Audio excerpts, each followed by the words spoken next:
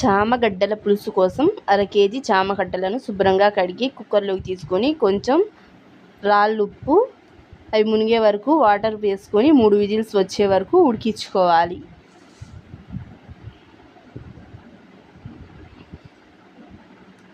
ఉడికిన తర్వాత వాటిపై తొక్క తీసి కట్ చేసుకొని ఈ విధంగా పక్కన పెట్టుకోవాలి. ఇప్పుడు కడాయిలోకి 3 టేబుల్ స్పూన్స్ ఆయిల్ వేసుకోవాలి. ఆయిల్ హీట్ ఎక్కిన తర్వాత ఆవాలు, జీలకర్ర, పచ్చిపప్పు, మినపప్పు, ఎండుమిర్చి వేసుకోవాలి.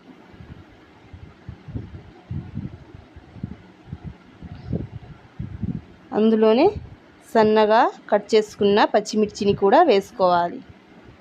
అందులోనే కరివేపాకు రెబ్బలు కొన్ని వేసుకోవాలి.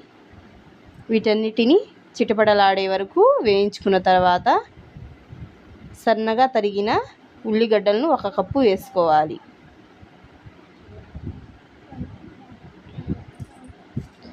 వీటిని కూడా బాగా ఫ్రై చేసుకోవాలి.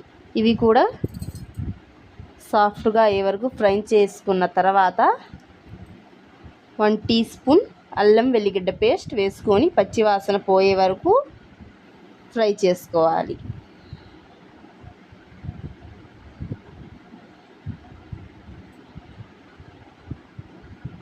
చూశారు కదా ఫ్రెండ్స్, అల్లం వెల్లిగడ్డ పేస్ట్ కూడా ఫ్రై అవుతుంది. ఇప్పుడు ఇదే టైంలో టేస్ట్కి సరిపడినంత సాల్ట్ వేసుకోవాలి. అందులోనే 1/2 టీ స్పూన్ పసుపు కూడా వేసుకొని కలపాలి. ఇందులోనే ముందుగా కట్ చేసి పెట్టుకున్న 2 టమాటాలను సన్నగా ముక్కలుగా కోసుకొని ఉంచుకున్నాం కదా, వాటిని కూడా వేసుకోవాలి. వేసుకొని వీటిని కూడా సాఫ్ట్గా అయ్యే వరకు కుక్ చేసుకోవాలి.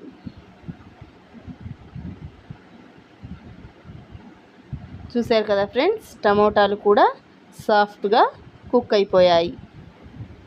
అయిపోయి గ్రేవీలాగా తయారయ్యాయి. ఇప్పుడు ఇందులోకి మన టేస్ట్కి సరిపడినంత కారం కూడా వేసుకోవాలి. నేనైతే 1 టీ స్పూన్ వేసుకుంటున్నాను. మీరు మీ టేస్ట్కి సరిపడినంత వేసుకోవచ్చు. అందులోనే 1/2 టీ స్పూన్ ధనియా పౌడర్ కూడా వేసుకోవాలి. వేసుకొని ఈ మసాలాలన్నీ కర్రీకి పట్టేలాగా బాగా కలుపుకొని మనం ముందుగా ఉడకబెట్టి కట్ చేసి పెట్టుకున్న చామగడ్డలను కూడా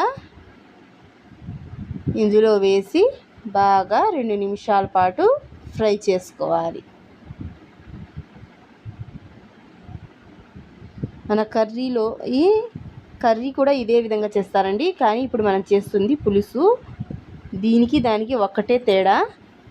ఇప్పుడు ఈ చామగడ్డలకి ఉప్పు కారం పట్టిన తర్వాత మనం పులుసుకి అయితే చింతపండు రసం పోసుకుంటాం, అదే కర్రీకి అయితే చింతపండు రసం వేసుకోరు. అంతే తేడా రెండిటికి.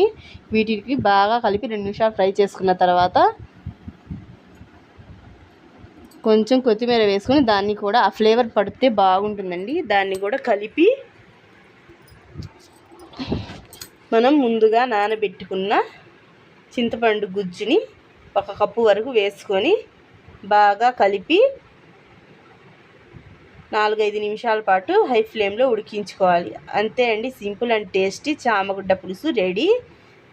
పైనుంచి కొంచెం కొత్తిమీర వేసుకొని గార్నిష్ చేసుకొని మళ్ళీ కలుపుకుంటే టేస్ట్ సూపర్గా ఉంటుంది. అన్నం, చపాతీ, రోటీ ఎందులోకైనా పర్ఫెక్ట్ కాంబినేషన్ అండి. మన పెద్దవాళ్ళు ఉంటారు కదా, మోకాల నొప్పులు అలా ఉన్న వాళ్ళకి ఈ చామగడ్డ పులుసు తింటే చాలా హెల్దీ అండి. మోకాలకి గుజ్జు లేని వాళ్ళకి గుజ్జు ఏర్పడుతుంది. చాలా టేస్టీగా ఉంటుంది. మరిన్ని వీడియోల కోసం మన ఛానల్ని సబ్స్క్రైబ్ చేసుకోండి. Share, like. Thank you very much friends.